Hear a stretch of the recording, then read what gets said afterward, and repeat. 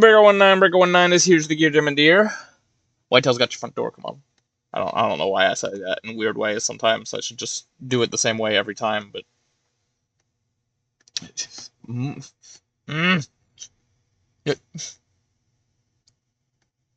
guys, the map won't move. There we go. Starting to get frustrated. Hopefully my dog will not screw up my track IR this time, and I won't crash into a car. It's paying well, but it's also paying crap. Don't do it. It's a bad idea.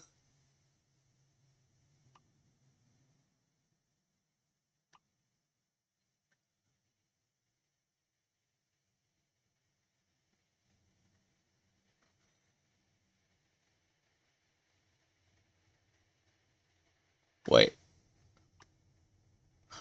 Okay, I see. I guess Jonesboro is just large. I was looking at, like, okay, so this is paying 14 cents a mile more, going from the same city to the same city, but then the actual monetary value is less. And I'm like, how does this work? That would be how.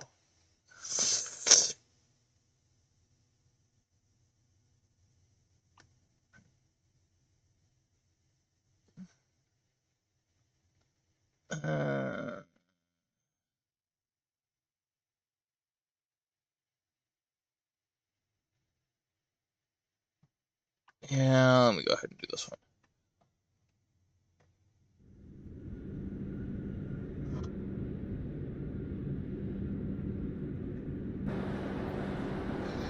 Pulling yard trucks again. It's sort of annoying that just with the way this game works, there isn't any ebb and flow to freight rates. You know, like, I end up, excuse me, sorry about that. I end up pulling yard trucks quite a lot of the time because they're one of the best paying types of freight in the game. Because they always pay the same and everything else always pays the same.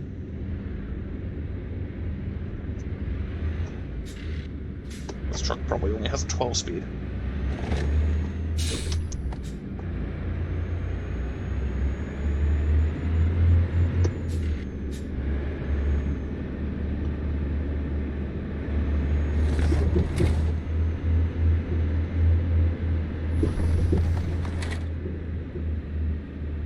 You know, I gotta say, this is absolutely the stupidest way to have cameras on a truck.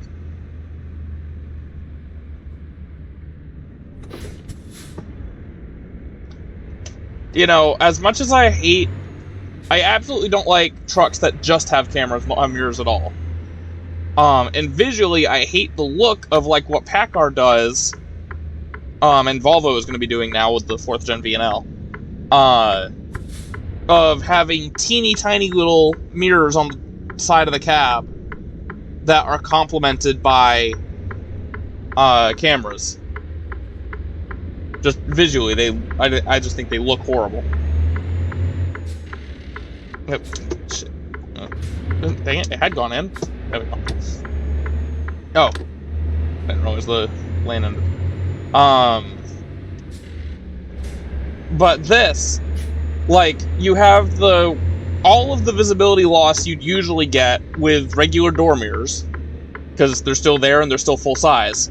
But then you also have, it's really not actually making the A-pillar much wider, but for some reason it feels like there's more of an obstruction at the A-pillars because you have the mirror cameras. It's weird.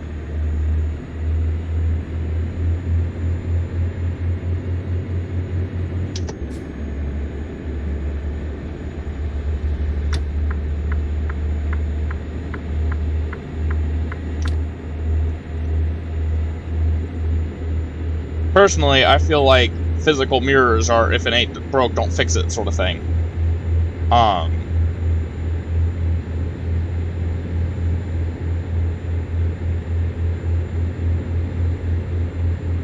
You know, I see the potential benefit of mirror cameras when it comes to nighttime driving, and that's about it.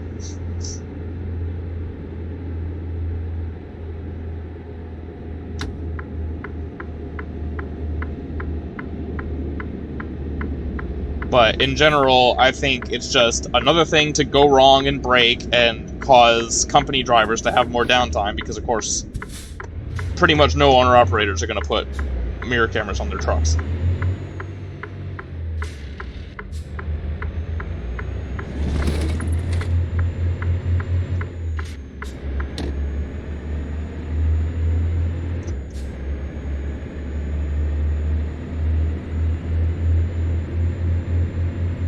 I think I've mentioned this before too, but I'm not sure if I mentioned it on camera.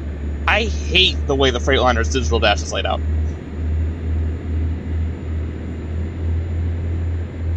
Mostly I just hate where the tack is. It's so hard to see, which I imagine that pretty much all of these trucks in real life are automatics at this point, so that doesn't really matter. But, like, you'll notice I've been shifting really late on pretty much every shift in this truck because it took me forever to remember where the frickin' tack was. I was just shifting by ear and not doing a very good job of that either because it's so damn quiet.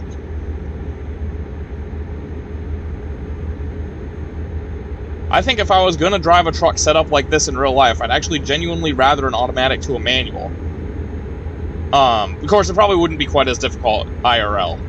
But it's just, I feel like it's genuinely difficult to shift this truck because of the way it's laid out.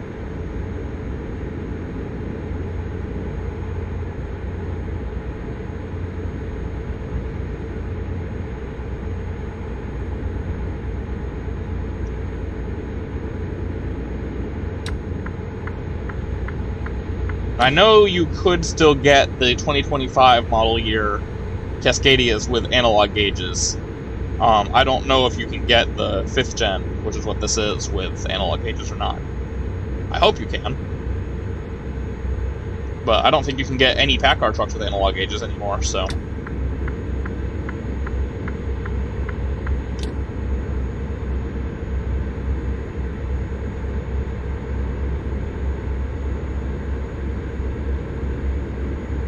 Though I have always been curious, with the T680 at the very least, and I guess by extension the W990, the interior didn't change between the 1st gen and the 2nd gen, and towards the end of the 1st gen of the T680, they'd already rolled out the digital dash. This implies to me that the plugs and everything should all be the same, which means you should potentially be able to, if you have a newer T680, you should potentially be able to get an older gauge cluster from a 1st gen and just put it right into the dashboard of the 2nd gen. It should fit properly and it should plug straight in, and presumably everything would work. If you really don't like the digital gauges, that's what I would do if I was going to own a 2nd gen T680.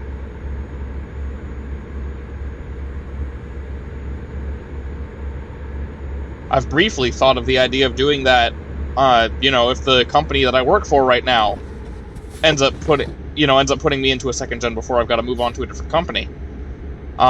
Just going and buying a 1st gen analog gauge cluster somewhere and put it in the company truck. As long as I keep the digital cluster and plan on putting it back in before I get out of the truck, I don't see where they should really mind. I mean, it's 4 screws. It's not like it's difficult.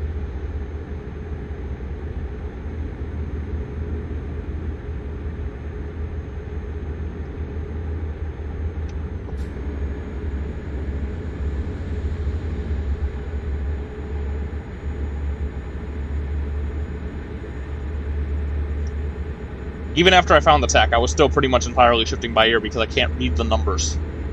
It's too small. And, in a traditional gauge cluster, you don't even really have to be able to read the numbers on the tack because you just know, they generally go up to either 2,500 RPM or 3,000 RPM. So, if you're familiar with it, you can just know based on where the needle is what RPM you're at without having to actually read the numbers. Because they had to go put it somewhere weird in this truck, can't do that.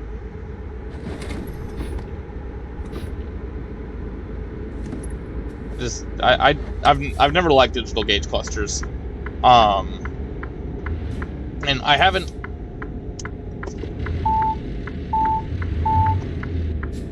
driven a truck with a digital gauge cluster yet, but I did sit in one once. When I finished orientation with CFI, one of the other guys that had been in orientation with me got a truck with a digital cluster.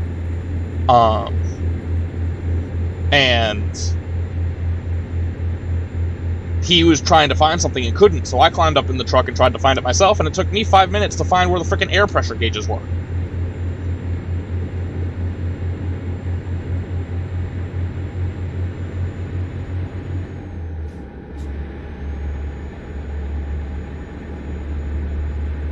You know, I'm sure it's one of those things that if I was to get used to it, it wouldn't bother me so much, but at this point in time, when I'm not used to it, I really don't like them. I think analog gauges are just easier to see, easier to read, and you don't have to worry about them freezing.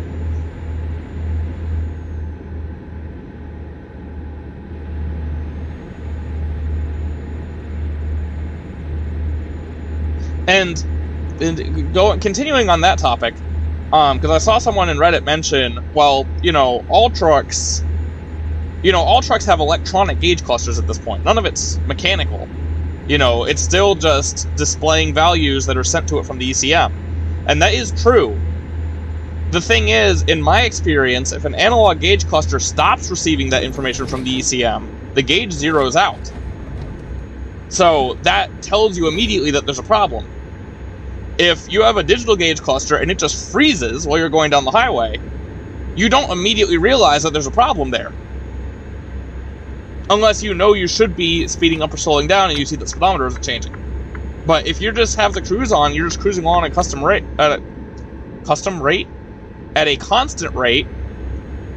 and the gauge cluster freezes, how quickly are you going to notice that?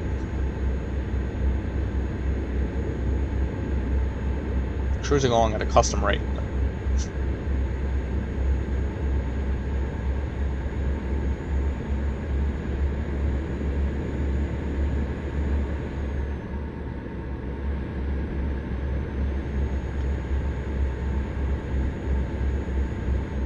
You would maybe notice, like in this, I'm looking at this cluster because it's the one in front of me. I don't know off the top of my mind how the Kenworths is laid out, for example. But looking at this cluster, you would maybe notice if you're in a hilly area that the fuel consumption bar stopped changing. But even still, like, I don't typically, on average, pay that close attention to it unless I'm specifically trying to drive super economic because I've got a long distance before I get to my authorized fuel stop. It might be something an owner-operator would notice immediately, but as a company driver, I probably wouldn't.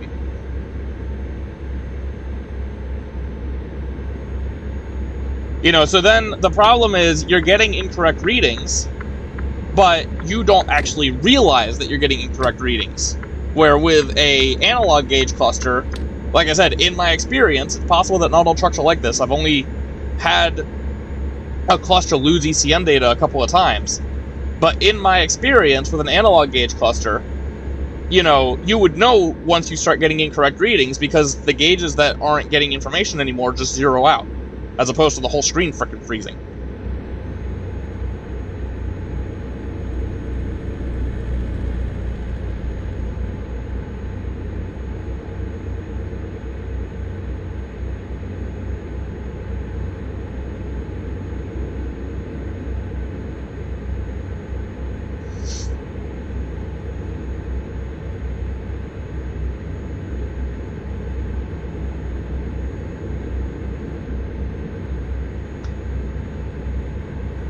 Now, granted, it is also possible with an analog cluster that a motor for a particular gauge could die and have the needle end up stuck in place.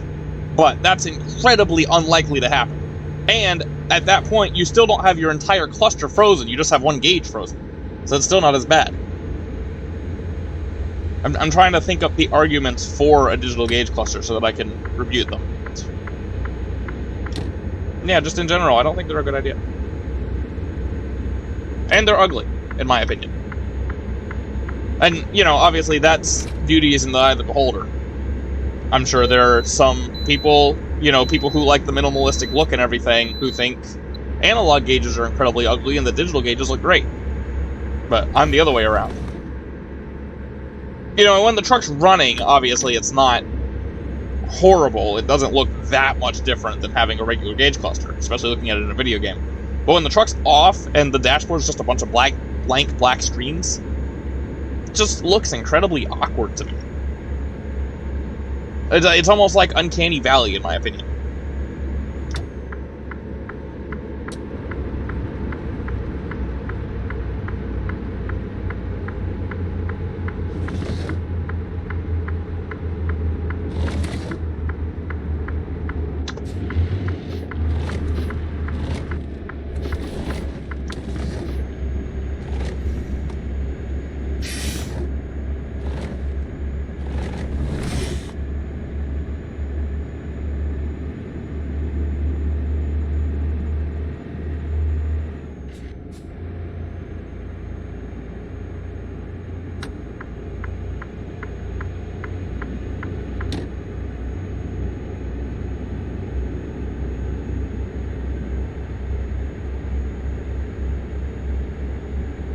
Going back to the mirrors, one thing I would like if it did this, and I don't think it does in-game, I'm not sure whether or not it does in real life, but if there was a mirror mounted on the back of the cab, especially if it was mounted low on the back of the cab to help with hooking to trailers.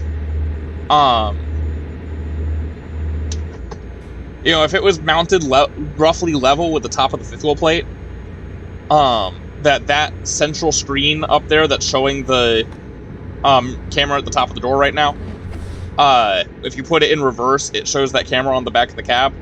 So if you're bobtail backing like in a parking lot, it could serve more or less as a regular backup camera. It wouldn't be super effective if it was as low as I'm saying it should be. But for backing under a trailer, you would immediately be able to glance up there and see if the trailer is too high and you're about to high hook. Like, that would be something that I think would be... What gear was I in?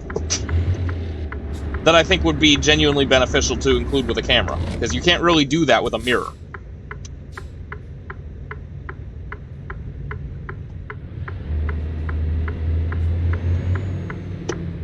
Of course, I also feel like it should become the standard to install cameras on the back of trailers that can be fed to a screen in the cab. But that's probably never going to happen.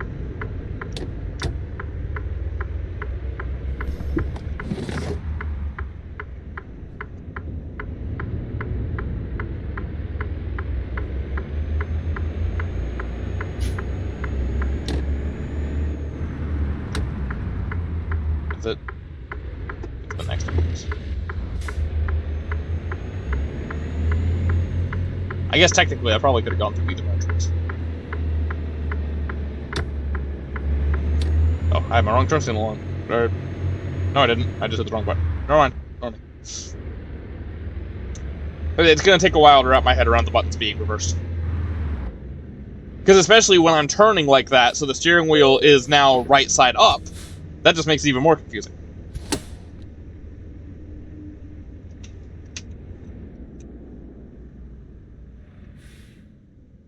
Darkness.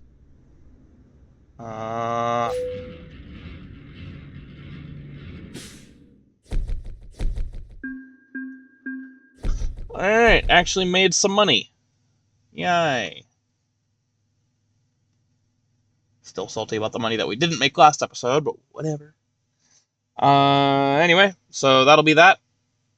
I'm actually going to go look at the truck dealer again, because obviously we accelerated time by a week last episode, so there might be a very good offer. There is not. These didn't actually change. Really? In a week of time accelerations, these didn't change? That's odd.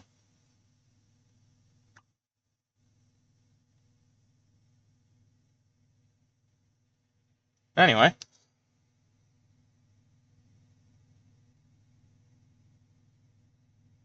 Oh, wait. Was it last episode that we looked at the truck dealer? Now I'm just confusing myself. Ignore me. Keep the hammer down. I'll see you in the next one.